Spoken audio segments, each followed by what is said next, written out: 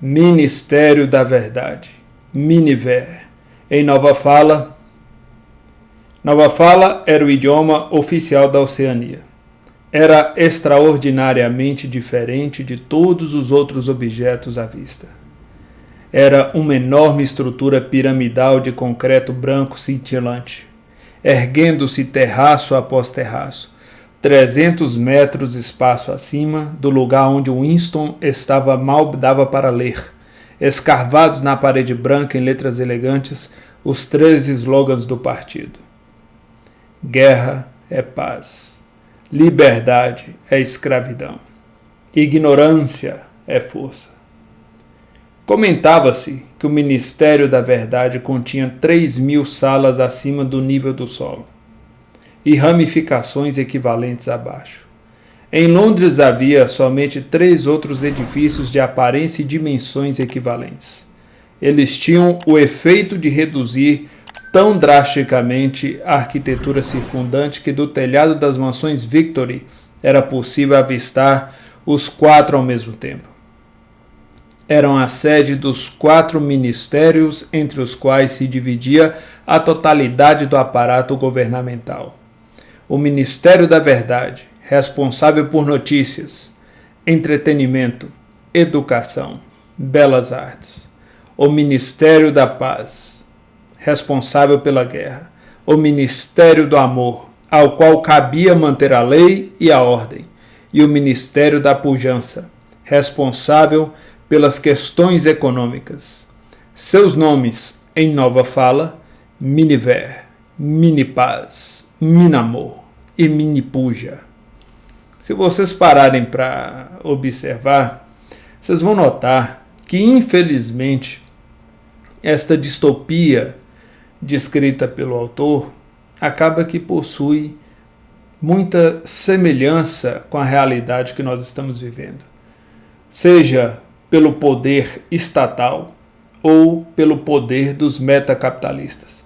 Até essa questão do controle da fala, é a questão de mudar o vocabulário, coisa que nós vamos ver mais na frente. E também a ironia dessa questão de palavras bonitas, mas que na verdade, na prática, nós acabamos vendo a hipocrisia, o contrário sendo feito. Ou seja, fala de justiça, mas na verdade o que é feito é injustiça. E por aí vai. Continuando. Desses, o que realmente apavorante era o Ministério do Amor. O edifício não tinha nenhuma janela. Winston nunca entrara no Ministério do Amor. Nunca chegara nem a meio quilômetro de distância. Era impossível entrar no prédio sem a justificativa oficial. E mesmo nesses casos só transpondo um labirinto de novelos de arame farpado, portas de aço e ninhos ocultos de metralhadora.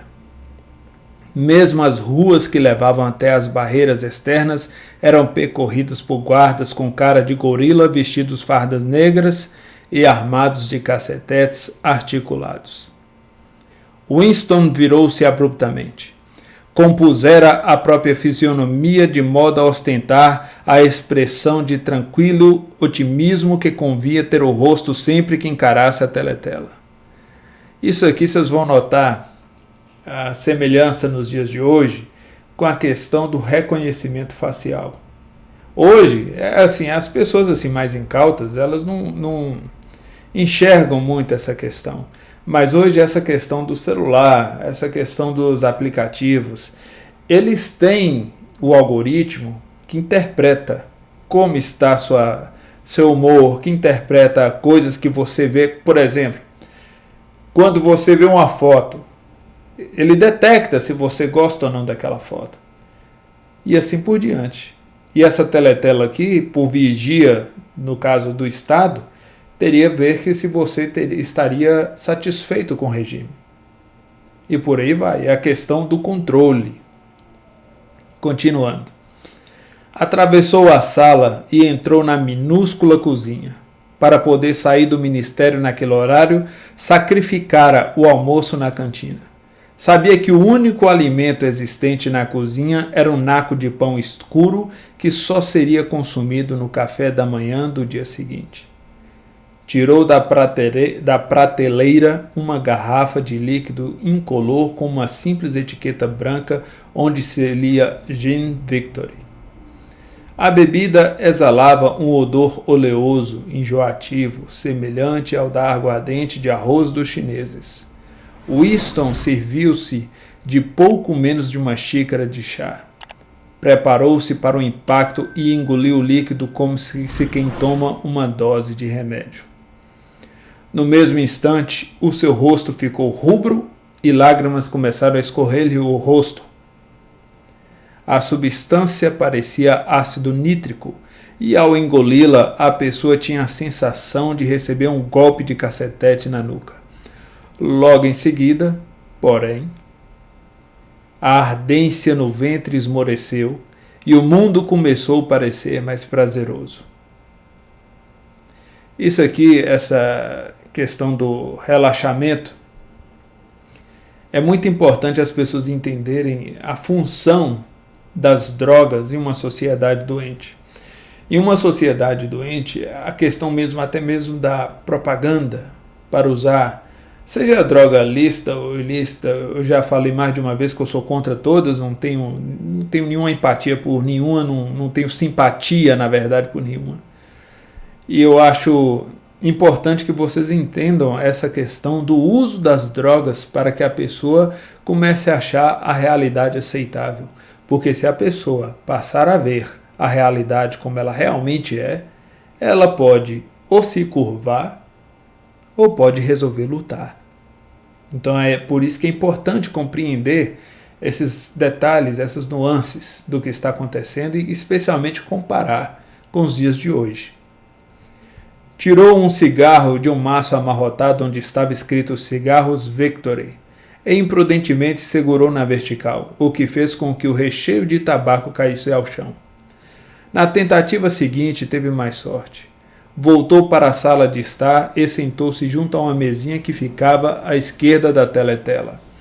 Abriu a gaveta da mesa e tirou um porta-penas, um vidro de tinta e um caderno grosso no formato A4. Sem nada escrito na lombada vermelha e capa marmorizada. Isso aqui, só para título de ilustração, para quem não conhece, para quem nunca viu, seria semelhante a isso aqui, ó. Não sei se vai ficar claro. Isso aqui seria a tinta e a pena seria mais ou menos isso. E aí usa e tudo. Vocês vão notar que isso aqui para ele estava sendo feito uma espécie de cerimônia, um momento único, um momento prazeroso. Por isso todo esse cuidado. Vocês vão entender mais um pouco aqui à frente. Por alguma razão, a teletela da sala de estar ocupava uma posição atípica. Em vez de estar instalada, como de hábito, na parede do fundo, de onde podia controlar a sala inteira, ficava na parede mais longa, oposta à janela.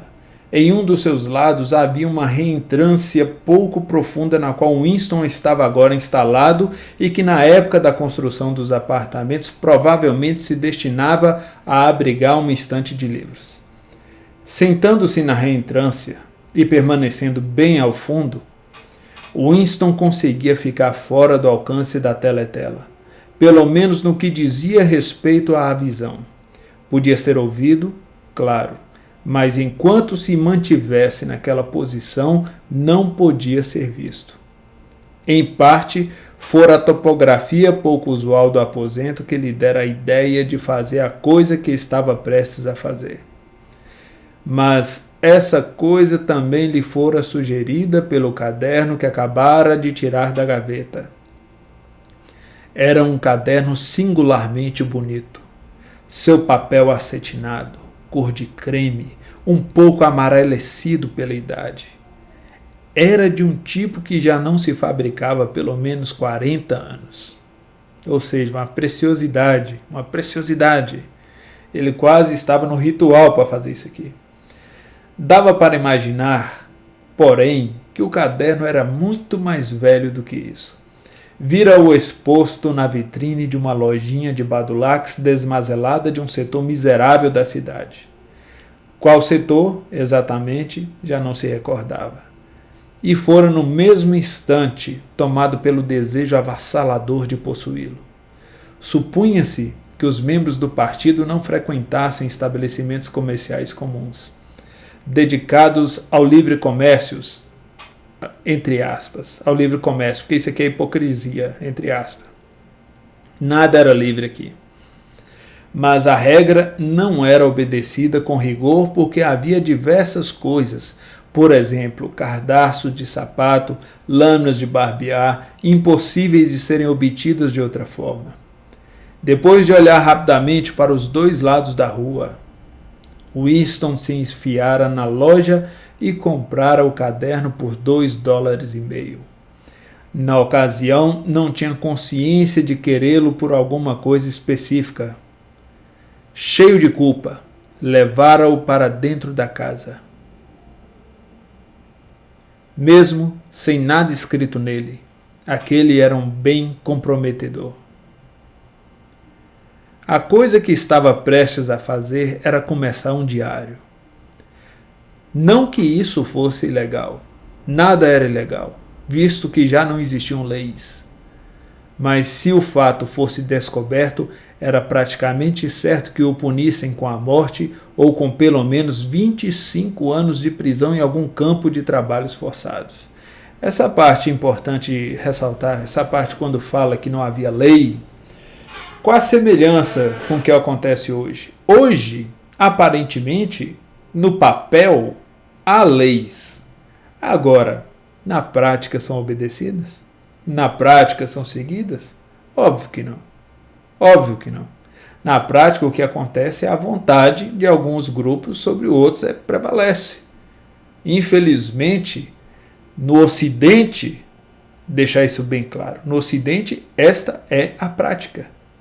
Infelizmente, a lei é usada, na verdade, para punir, entre aspas, inimigos de determinados grupos. E, na verdade, quando chega o direito de supostos inimigos, que no geral hoje inimigos são aqueles que lutam por liberdade. Então essas pessoas que lutam por liberdade, na verdade, eles não têm o amparo da lei. Muito raramente, às vezes fazem de conta, ou gastando grande recurso para isso.